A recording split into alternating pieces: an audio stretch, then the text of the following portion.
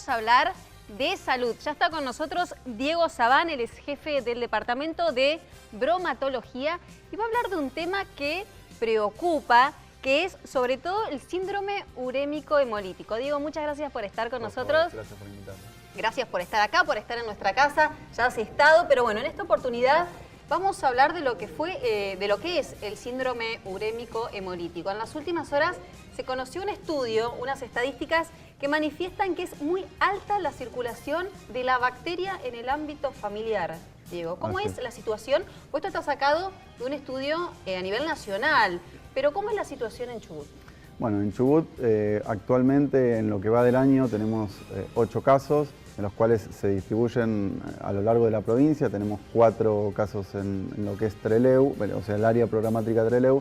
Tenemos 2 casos en lo que es el área programática de Comodoro y 2 casos en el área programática norte, que básicamente son los casos de Madrid.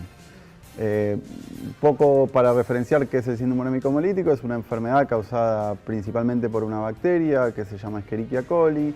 Es una bacteria que está presente generalmente en el intestino de las vacas, comúnmente, ¿no? ¿Qué pasa? Cuando hay una mala faena, esa bacteria puede llegar a lo que es la carne, la superficie de las reses, y cuando llega a la carnicería, nosotros como consumidores la consumimos, y si no tenemos una buena higiene en casa, esta bacteria no se elimina y a partir de eso puede llegar a la población susceptible, que son los chicos menores de 5 años.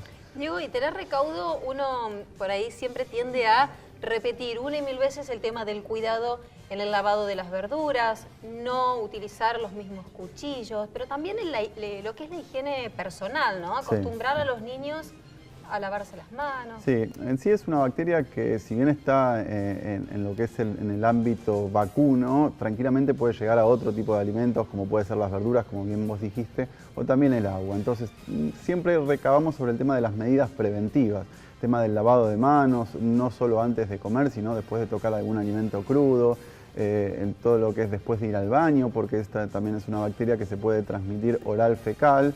Entonces, si no tenemos los recaudos preventivos en cuanto a lo que es la higiene, sobre todo en el lavado de manos, en la higiene diaria, sobre todo de las personas que manipulan alimentos, esta bacteria tranquilamente se puede propagar, y como bien dice el artículo, en el ámbito familiar, porque como siempre decimos, es una bacteria que ataca generalmente a los más chicos porque no tienen el sistema de defensas del todo desarrollado.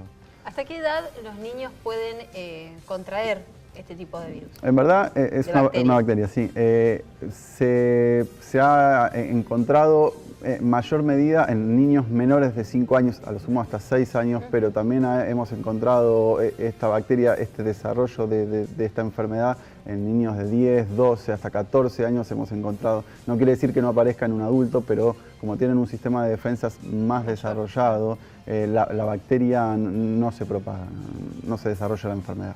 Bien, entonces, a tener cuidado con ¿es solamente con carne vacuna? No, también puede estar con verduras, por eso también la medida preventiva es en casa, el tema de las 2 gotitas de lavandina por litro de agua, sobre todo las verduras que se consumen crudas, dejarlas entre 10 y 15 minutos, reposarlos, después volverlas a lavar, tema del lavado de manos, la cocción completa de todo tipo de carnes, no solo de la carne vacuna, sino de la carne de pollo, el pescado y demás, el tema de agua y materias primas seguras, o sea, tener una disposición de agua potable en casa, porque de nada sirve si yo me lavo las manos 1000 veces en casa, pero con un agua que no es apta para el consumo, porque me estoy contaminando las manos, y esa contaminación van a ir directamente en los alimentos listos para el consumo. Y sobre todo el tema de las temperaturas.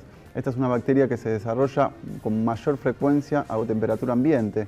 Entonces, si yo me olvido algo fuera de la heladera, sobre todo la parte láctea, los alimentos perecederos, las posibilidades del desarrollo microbiano, sobre todo de esta bacteria en particular, es mucho mayor. Entonces, si yo le doy temperatura, le doy tiempo y le doy los nutrientes adecuados, por ejemplo, en un pedazo de carne que tiene muchos nutrientes, las posibilidades del desarrollo de la bacteria se multiplican y pueden llegar a causar más casos de esta enfermedad, que la tenemos a nivel nacional y obviamente tenemos una alta prevalencia a nivel Chubut. ¿Cuáles son los síntomas y cuáles son las secuelas que deja el síndrome urémico? En principio se inicia como una diarrea común que luego se convierte en una diarrea sanguinolenta. Esto es básicamente porque empieza a destruir las células del intestino y obviamente llega al torrente sanguíneo, libera una toxina en el torrente sanguíneo que viaja por sangre hasta como principal órgano el riñón. Genera compromisos renales, en lo que es para el niño una hipertensión arterial que puede ser aguda, que generalmente es crónica, con una dieta de por vida con bajo contenido de proteínas y bajo contenido de sodio, porque el riñón al fallar no puede filtrar ese tipo de componentes. En algunos casos deriva en lo que es compromiso renal y trasplante renal. Y en un porcentaje de entre el 3 y el 5% de los chicos que contraen esta enfermedad fallece. Por suerte acá en Chubut no tenemos registros de los últimos años de un fallecimiento, pero tenemos que tener en cuenta que es una enfermedad que va en crecimiento. Entonces, todo lo que sean medidas preventivas siempre es bueno recordarlo y sobre todo en épocas en donde se da con mayor frecuencia, que es en el verano, obviamente por las temperaturas. Y es bueno esto, ¿no? El tema preventivo, el trabajar en la prevención, porque como bien lo decías, una vez que perjudica, por ejemplo, un órgano como es el riñón, es un tratamiento de por vida. Sí, generalmente es de por vida, a menos que haya un trasplante renal, pero el tema de la dieta por el mal funcionamiento del riñón, sí, termina siendo de por vida. Sí, sí. Bueno, acá destacar también el crecimiento y el número que tenemos aquí en la Argentina, que por supuesto a través de un buen trabajo, sobre todo preventivo, se puede disminuir. Sí, los costos de lo que es la enfermedad, es muy costosa esta enfermedad, sobre todo para lo que es tratamiento, trasplantes y demás. Entonces, generalmente siempre hacemos mucho hincapié en la prevención y tratamos de destinar la mayor cantidad de recursos, sobre todo para eso, para el tema preventivo, para llegar a los manipuladores de alimentos, para llegar a lo que es los consumidores, porque nosotros también, como último eslabón de la cadena como consumidores, podemos cortar lo que es la enfermedad, como cocinando bien los alimentos, como con las medidas preventivas que antes mencionamos. Ustedes desde tu lugar, ¿cómo trabajan? ¿Cuáles son, con quién están trabajando? Por ejemplo, con estos cursos de manipulación de alimentos, ¿qué más llevan adelante? Llevamos cursos para los manipuladores, cursos para la población en general, charlas informativas en escuelas y demás, y trabajamos mucho con los municipios porque ellos también tienen la parte de bromatología a nivel municipal, en donde estamos muy en contacto, sobre todo porque ellos son también los que controlan a nivel del municipio. Entonces, con eso damos capacitaciones, monitoreamos todo lo que tenga que ver alimentos, sobre todo los alimentos de alto riesgo, que son los que posiblemente puedan llegar a tener esta bacteria en su interior. Entonces, es muy importante el trabajo mancomunado, ya sea con los municipios y con los otros ministerios, como para tratar de erradicar esta enfermedad, cosa que es muy complejo. Diego, y para las personas que están del otro lado, que están mirando y quieran interiorizarse, ¿ustedes tienen alguna página con que la gente pueda entrar, pueda ver, decir, bueno, mañana van a estar en tal lado, van a estar charlas? Tenemos una página de Facebook que es Bromatología Chubut, o bien nos pueden escribir al mail bromatologiachubut@gmail.com. Nosotros tenemos sede en Trelew con un laboratorio de alimentos también.